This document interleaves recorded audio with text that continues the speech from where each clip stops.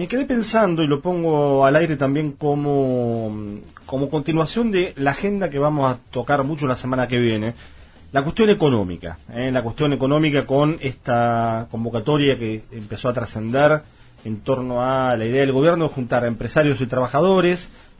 No queda del todo claro todavía a quiénes van a invitar. Los únicos que están confirmados son los representantes de la CTA y de la CGT. Estamos hablando de Hugo Yasky y de Héctor Daer. Ambos confirmaron que van a ir, pero no queda del todo claro a qué sectores de los empresarios van a invitar. Del lado de la CGT plantean que tienen que invitar a los formadores de precios. Hay que decirlo muy simple, en Argentina hay un conjunto de 9, 10 empresas que son los que determinan el valor de los precios de las cosas, el valor de la canasta básica, el valor de la vida, en definitiva, podemos decir. Y tienen un radio de acción muy concreto, muy complejo para manejar para cualquier gobierno y con el que tenés que negociar. Negociar implica pelearte un poco, ceder, amenazar y después retroceder. Así funciona cualquier negociación en la vida cotidiana, ¿no?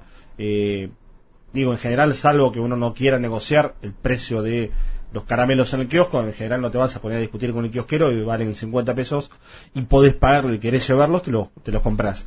Pero el resto de la vida es esa pulseada. Del lado de la CTA dicen, quieren invitar también a los sectores de las pequeñas y medianas empresas, que muchas veces terminan siendo víctimas de los formadores de precios, ¿no? Por una cuestión de escala, de tamaño, de poder del lobby, de espaldas financieras. Ahora yo, entre toda esta historia, me pongo a pensar un dato que es estructural, de nuevo esto de ir y venir entre la noticia y lo estructural, entre lo que viene pasando en el día a día y lo que está por debajo, lo que sostiene lo que nos pasa cotidianamente. El tamaño de las principales 500 empresas de la Argentina es, por supuesto, importante. Estamos hablando de un país de nivel medio en términos de consumo, de producción.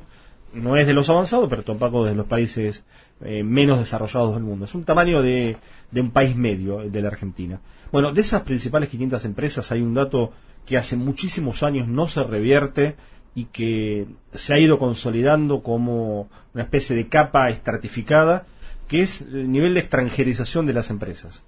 350, 380 de esas empresas, mucho más de la mitad, son de origen extranjero. Y acá tenés un problema fenomenal que tiene que ver con las divisas, que tiene que ver con el dólar, que tiene que ver con la lógica de acumulación de estas empresas que en tiempos buenos de la Argentina y en tiempos complicados en sus países de origen han servido en muchos casos hasta para sostener las rentabilidades de las empresas en sus casas matrices. Y hablo puntualmente de las empresas de servicios, de las empresas de servicios públicos que están concesionados o privatizados en la Argentina. ¿Y cómo juega el tema del dólar en todo este contexto? Porque ayer, otro dato, lo pongo también como parte de este comentario inicial, el dólar trucho, el dólar paralelo, el dólar ilegal, el dólar blue, como le dicen los románticos del periodismo económico, estuvo por debajo del dólar oficial. Estuvo por debajo de los 150 pesos. Digo, una brecha a la inversa. Digo, esto no fue tema de los noticieros, no te lo pusieron en primera plana, pero ese valor que forma parte de un mercado chiquitito, pero que genera mucho más en el ámbito de las expectativas que en el de la economía real, ese valor ayer estuvo por debajo de los 150 pesos, cuando había tocado casi los 200 en algún momento hace pocos meses. Fíjate cómo la cuestión del dólar, que está presente en la economía argentina, está vinculado a esta estructura. Si 350 de las 500 principales empresas son extranjeras, el pensamiento de esas empresas es en dólares. Van a querer llevarse dólares de acá.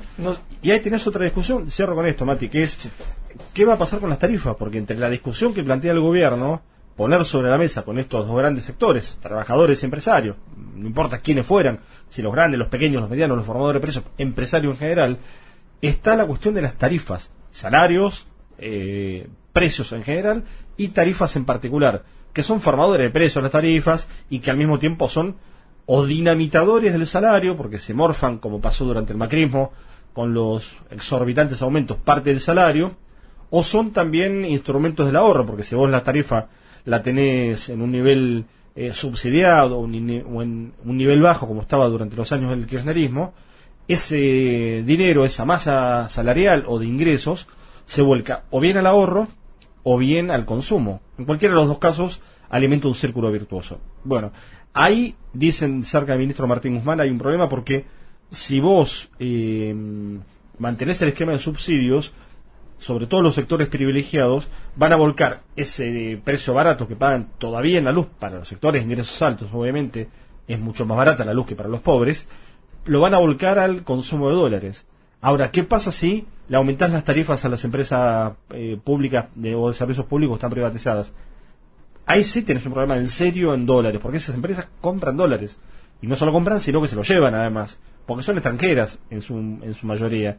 El formato de sistema extranjero en las empresas argentinas, que tiene por lo menos 30 años consolidado como de esta manera, no se ha modificado en ese sentido. Y ahí hay un problema difícil de resolver. Es el arte de la economía, es el arte de la política, y es el arte de asumir que en los sistemas como el nuestro hay tensiones permanentes que no se resuelven escondiendo la basura debajo de la alfombra, sino que se resuelven, vaya uno a saber cómo, ¿no? Porque en este punto que uno debiera tener algún tipo de respuesta, se me abre un interrogante gigante y no tengo ni la menor idea cómo se resuelve.